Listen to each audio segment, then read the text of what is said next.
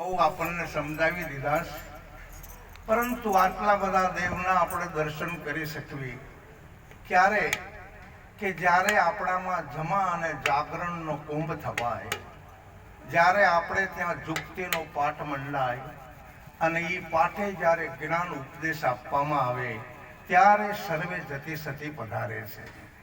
અને જતી સતી અલગ પુરુષ અને સદગુરુની હાજરીમાં જો આપણને આવું જ્ઞાન મળતું હોય અને ગુણોના પતિનું આહ્વાન કરી અને એ આપણામાં બિરાજમાન થતા હોય તો આવું તો આ માનસ અવતારની અંદર આપણામાં ક્યારે થશે?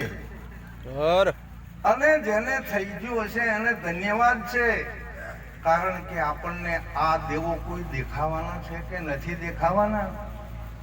જરૂર દેખાશે, પણ અત્યારે આ સમયની અંદર આ માણસ યોની એ તો મહાન યોની છે અને માણસોની અંદર ઘણા બધા આ પદને પામી અને સગુણ બ્રહ્મ તરીકે આપણને દેખાઈ આવે છે. જો સમજાય તો, નહીતર નહીં. એની અંદર જો કોઈ આપણને ભ્રમણા થાય તો આ ભ્રમણાથી ચાલે એવું નથી. જેમ આપણું રામાયણ બોલે છે, કાગભૂષણજી કહે છે કે હું બ્રાહ્મણ હતો પણ હું મારા સદગુરુને ઓળખી ન શક્યો. સદગુરુને ઓળખવા કઠણ છે. રામાયણની અંદર કાગભૂષણજી ગરુડને રામાયણ સંભળાવે છે ત્યારે કહે છે કે હું બ્રાહ્મણ હતો પણ લોમશ નામના જે ઋષિ મહારાજ સદગુરુ મહારાજ હતા એમને હું ઓળખી ન શક્યો અને એમની આગળ હું જીદ કરવા મંડાણો કે તમે મને આત્માના દર્શન કરાવતા નથી, નહીં ચાલે, નહીં ચાલે, નહીં ચાલે. ત્યારે લોમશ ઋષિએ એ બ્રાહ્મણને શ્રાપ આપી દીધો છે કે સાલા માણસનો અવતાર મળ્યો છે અને હું તને આત્માનું જ્ઞાન પીરસું છું, છતાં તને ઓળખાણ થતી નથી. તું પશુ કે પંખી નથી, તું ઢોર નથી, તું તો માણસ છો અને સાલા સમજી નથી શકતો. એટલે પાણીમાં અંજલિ ભરીને હરાપ આપ્યો કે જા સાલા તું કાગડો બની જા. હે ગરુડ, ત્યારનો હું કાગડો બનેલો છું અને કાગડો બન્યો તો એવો બન્યો મારું જન્મ મરણ નથી. જ્યારે જ્યારે રામા અવતાર થાય છે ત્યારે મારે દર્શન કરવા જવું પડે છે. મર્મની અંદર જે ભેદો બધા બેઠા છે ને એમને સમજવાનું છે અને સમજી શકે છે બધા. જ્યારે જ્યારે રામા અવતાર થાય ત્યારે હું આ સ્વરૂપની અંદર રામના દર્શન કરવા માટે જઉં છું.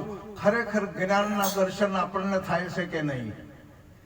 આત્માના દર્શન આપણામાં હોવા છતાં આપણને થાય છે કે નહીં? ન થતા હોય તો મહેનત કરજો, નહીતર ફરી વાર ઉપદેશ લેવા માટે બેસી જવું. બહુ બધાની વાત છે. ફૂલમાં સુગંધ છે, દેખાતી નથી, પણ જોવી હોય ને તો જોવાય, પણ એમાં ફૂલને બલિદાન આપવું પડે. મહેંદીના પાંદડામાં લાલ રંગ છે, અમથા તોડી નાખો તો દેખાય નહીં, પરંતુ જ્યારે એમાંથી રંગ આપણે દર્શન કરવા માટે જોવો હોય તો મહેંદીના પાંદડાને કંઈક બલિદાન દેવું પડશે. તલમાં તેલ છે, દેખાતું નથી, પણ તલ બલિદાન આપે ત્યારે આપણને તેલના દર્શન થાય છે. એમ આપણા ઘટ ભીતરની અંદર ભલે લોહી માંસ હાડકા અને ચામડીથી બનેલું આ શરીર છે, પણ આમાં ખરેખર ચેતન પુરુષ છે ને? આમાં હનુમાનજી મહારાજ છે ને આપણા શરીરમાં? આમાં રામ છે ને? બહુ મુદ્દાની વાત છે. પણ ક્યારે કે અખે મહેલમાં આનંદ ભર્યો જ્યાં વર્ષે અમૃતનો દરિયો. આપણા આ સાધનને આપણે એવું બનાવવાનું છે.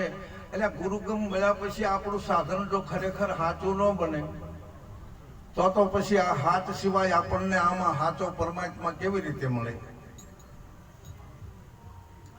આ સાધન થકી આપણે સતના માર્ગે હાલવું, સત જોવું, સત બોલવું, સત સાંભળવું, સત્યનો સંગ કરવો, સત્યનું મિલન કરવું, સતનો સંગ કરી અને સંતોના સંગની અંદર હંમેશા હળતું મળતું રહેવું. આઠે પોર સત્યનો જાપ કરવાનો છે અને એ જ સત્ય આપણા માટે ગુરુ છે અને ગુરુ છે એ આપણા માટે સત્ય છે. બીજે સત્ય તમે જોવા જશો તો આ ચર્મ દ્રષ્ટિથી નહીં દેખાય મારા વાલા. દેખાય કેમ નો દેખાય? હે અર્જુન, જ્ઞાની મારો આત્મા છે.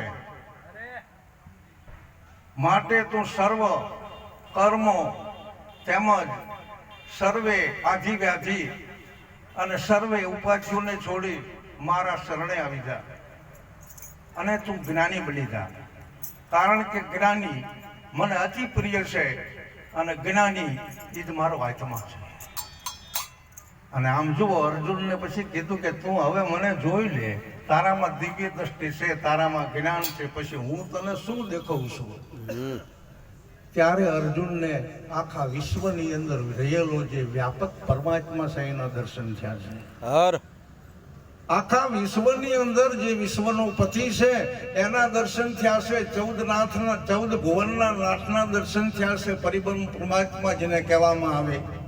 પણ કેવી રીતે આનું આ શરીર અને આખા જગતની અંદર આ શરીર કેવી રીતે ફેલાય? આનું આપણું શરીર છે આખા વિશ્વની અંદર કેવી રીતે ફેલાય? એ તો જ્ઞાન દશા છે, એ તો નિજારી દશા છે.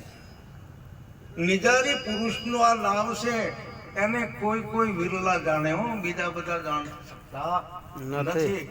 આપણે તો એક નિજારી પુરુષનું, એક અખે મહેલનું, આપણે આત્માનું નગર બનાવવા માટે પ્રયત્ન કરવાનો છે.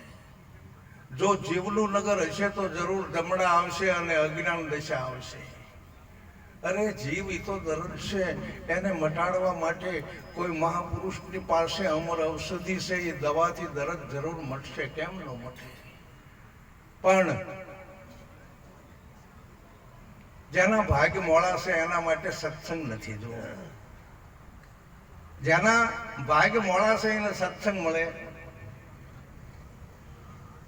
અને એમાંય મોટામાં મોટા ભાગ્યની જાગૃતિ થાય ત્યારે આપણને સદગુરુ મળે.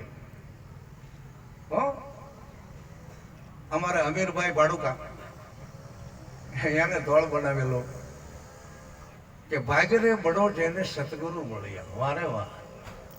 ભાગ્યને બળો જેને સદગુરુ મળ્યા અને પછી 184 ના ફેરા ટળ્યા.